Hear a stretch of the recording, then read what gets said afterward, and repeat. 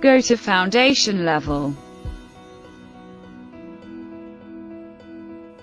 Insert ribbed elements using the beam object.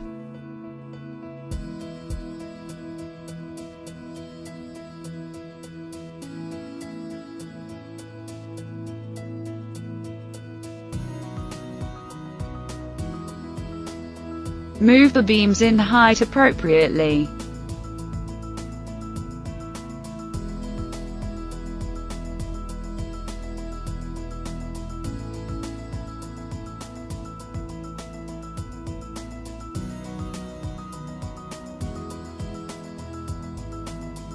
Now modify the level's height to